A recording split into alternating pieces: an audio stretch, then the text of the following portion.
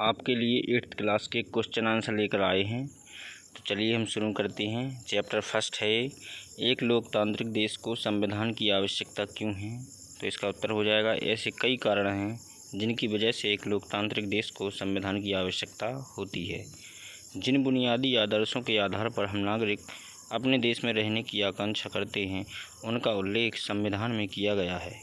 यह समाज के मूल स्वरूप को बताता है, देश की राजनीतिक व्यवस्था की प्रकृति को परिभाषित करता है। इसमें नियमों का एक सेट बताया गया है, जिसके आधार पर विभिन्न धर्मों के समुदायों के लोग एक दूसरे के साथ शांतिपूर्वक सह अस्तित्व में रह सकते हैं।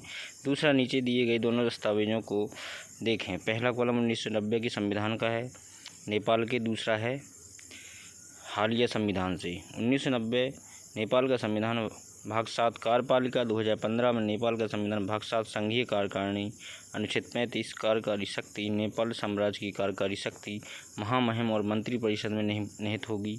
अनुच्छेद 75 कार्यकारी शक्ति नेपाल की कार्यकारी शक्ति इस संविधान और कानून के अनुसार मंत्रिपरिषद में निहित होगी। तो नेपाल के उपयुक्त दोनों संविधान में कार्यकारी शक्ति का प्रयोग कौन करता है, इसमें क्या अंतर है।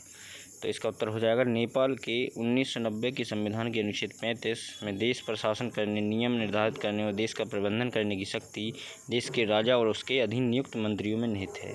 हालांकि नेपाल के 2015 के संविधान के अनुच्छेद 75 में कहा गया है कि देश के नियम, शासन और प्रबंधन मंत्रियों की देखरेख में देश के संविधान में उल्लिखित कानूनों पर आधारित होंगे। तीसरा, यदि निर्वाचित प्रतिनिधि की शक्ति पर कोई प्रतिबंध न हो तो क्या होगा। तो इसका उत्तर हो जाएगा, लोकतंत्र में अपने नेताओं को चुनने की जिम्मेदारी देश के नागरिकों को होती है। हालांकि इस बात की संभावना हमेशा बनी रहती है कि नेता अपने अधिकार का दुरुपयोग कर सकते हैं और इसका इस्तेमाल गलत उद्देश्यों के लिए कर सकते हैं। इसलिए संविधान ने शक्तियों के ऐसे दुरुपयोग के खिलाफ देश की सुरक्षा के लिए उपाय प्रदान किए हैं।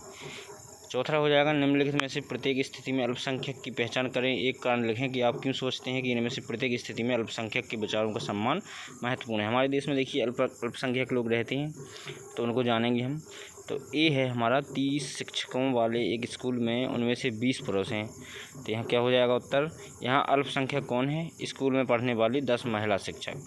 महिला शिक्षकों के दृष्टिकोण को ध्यान में रखना जरूरी है, क्योंकि अल्पसंख्यक होने के बावजूद उनकी राय बहुत महत्वपूर्ण है और बहुसंख्यक विचारों को ध्यान में रख लिया गया कोई भी निर्णय महिला शिक्षकों के लिए असुविधा का कारण नहीं बनना चाहिए।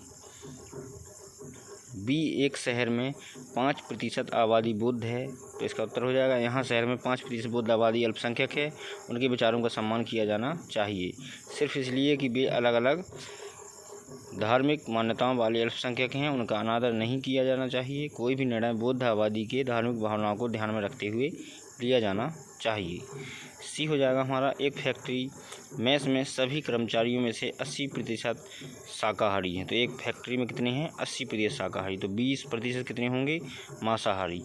तो इसका भी उत्तर हो जाएगा कि जो यहाँ पर 20% मांसाहारी लोग हैं फैक्ट्री के, तो यह ज़रूरी है कि फैक्ट्री मेस में बनने वाला खाना शाकाहारी और मांसाहारी दोनों के लिए तैयार किया जाना चाहिए।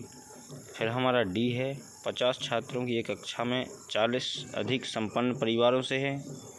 इसका उत्तर हो जाएगा, इस मामले में अल्पसंख्यक वे 10 छात्र हैं जो अच्छे परिवार से नहीं हैं। उनके दृष्टिकोण को ध्यान में रखना महत्वपूर्ण है, क्योंकि वे स्कूल द्वारा आवश्यक विभिन्न खर्चों में योगदान करने में सक्षम नहीं हो सकते और इन्हें इसके लिए अपमानित महसूस नहीं करना चाहिए। पाँचवा हमारा है, बाईं ओर के कॉलम में भारतीय संविधान की कुछ प्रमुख विशेषताएं सूचीबद्ध हैं। अन्य कॉलम में अपने शब्दों में से 2 वाक्य लिखें कि आप क्या सोचते हैं। तो आपको अपने शब्दों में इसका उत्तर देना होगा। वो इस प्रकार, प्रमुख विशेषता, इसका महत्व, संघवाद महत्वपूर्ण है, क्योंकि भारत जैसे देश में विभिन्न स्तरों पर लोग रहते हैं और केवल एक स्तर की सरकार उन पर शासन नहीं कर सकती, इसलिए विभिन्न स्तरों के लिए सरकार बनाना महत्वपूर्ण है। पंचायती राज गांव पर शासन करने के लिए जिम्मेदार है, राज्य सरकार राज्य पर शासन करने के लिए जिम्मेदार है और केंद्र सरकार पूरे देश पर शासन करने के लिए जिम्मेदार है। अधिकार का विभाजन, शासन के 3 अंग हैं, विधायिका, कार्यपालिका और न्यायपालिका। इनमें से प्रत्येक अंग की अलग अलग शक्तियाँ हैं और वह अलग अलग कार्य करता है। सरकार की किसी एक शाखा द्वारा शक्ति के दुरुपयोग को रोकने के लिए संविधान कहता है कि इनमें से प्रत्येक अंग को अलग अलग शक्तियों का प्रयोग करना चाहिए। मौलिक अधिकार अधिकारों का एक समूह है जो संविधान देश के प्रत्येक नागरिक को प्रदान करता है। इन अधिकारों में स्वतंत्रता का अधिकार, समानता का अधिकार, शोषण के विरुद्ध अधिकार, धार्मिक स्वतंत्रता का अधिकार, संस्कृति और शिक्षा अधिकार, संवैधानिक उपचारों का अधिकार शामिल हैं। ये सभी अधिकार भारतीय संविधान के अनुच्छेद 12 से 35 में बताए गए हैं। प्रत्येक नागरिक को समान समझने, जाने, जाति, संस्कृति, धर्म के आधार पर भेदभाव करना, समान शैक्षणिक अवसर प्राप्त करने और कानून के सामने समान होने का अधिकार देते हैं। सरकार का संसदीय स्वरूप एक लोकतांत्रिक सरकार चुनने का अधिकार होता है। वह संविधान बनाया जा रहा था तो यह सुनिश्चित किया गया कि देश के प्रत्येक नागरिक को जाति, रंग, पंथ और धर्म के बावजूद सार्वभौमिक वयस्क मताधिकार के तहत अपने नेताओं को चुनने का अधिकार होगा, यानी वहाँ वोट देने का अधिकार होगा, सभी को दिया गया। तो ये हमारा सामाजिक और राजनीतिक कक्षा 8वीं की पॉलिटी भारतीय संविधान का अध्याय था। आपको समझ में आया होगा। आगे की वीडियो देखने के लिए चैनल से जुड़े रहें और चैनल को लाइक कर दें, शेयर कर दें, सब्सक्राइब कर लें। बहुत बहुत धन्यवाद आप सभी।